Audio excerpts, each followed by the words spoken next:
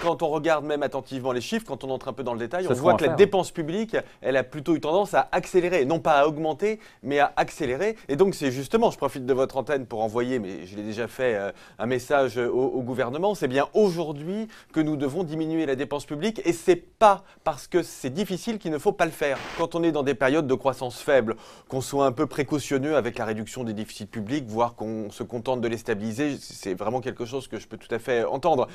En revanche, quand on est dans une période d'accélération de la croissance, de forte baisse du chômage, mais si on ne le fait pas maintenant, on ne le fera jamais. Donc il y a un contexte politique qui est bon pour ça. Donc il y a un contexte économique. Mauvais point pour le gouvernement. Oui, encore que les dépenses de 2017, Emmanuel Macron n'est pas comptable de toutes les dépenses de 2017. Non, mais le gouvernement est comptable. Ça ne m'a pas échappé, mais il ne vous a pas échappé non plus qu'il est comptable du budget 2018, dont on ne peut pas dire qu'il s'agisse d'un budget extrêmement rigoureux en matière de dépenses publiques. On est rentré dans des sujets à la fois complexes, techniques, mais qui sont des vrais sujets.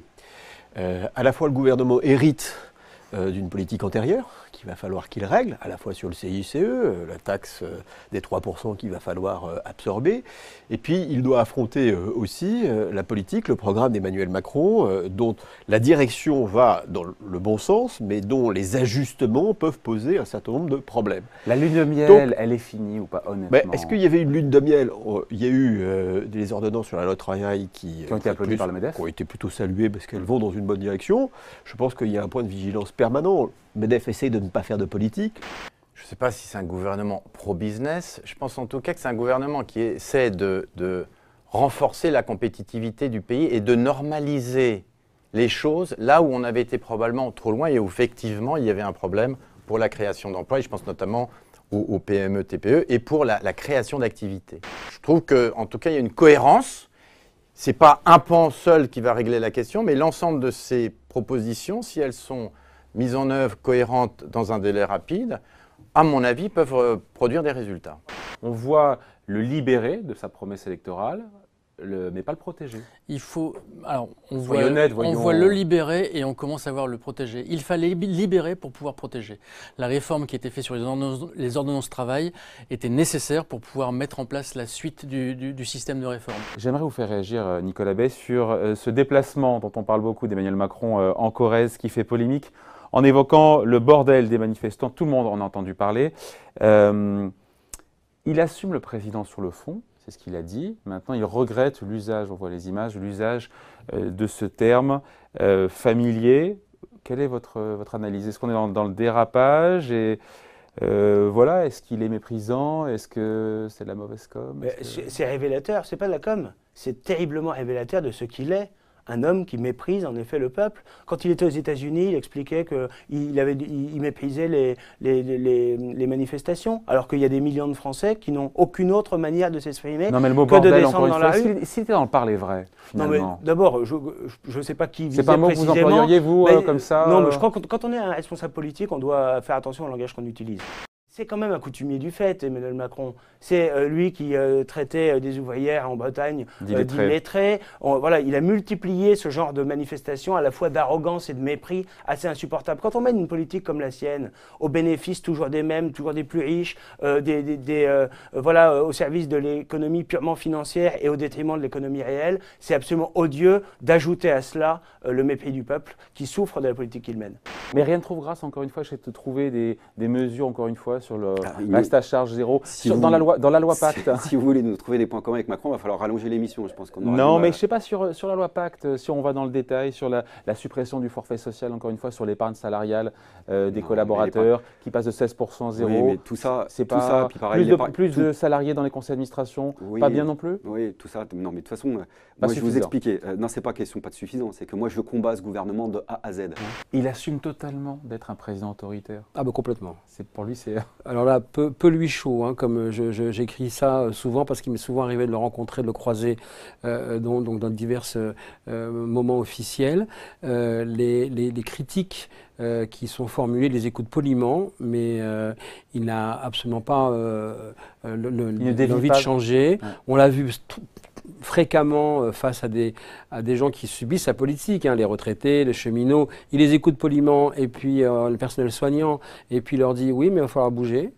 Donc en fait, il ne change jamais. Il y a une dimension plus personnelle, c'est son couple.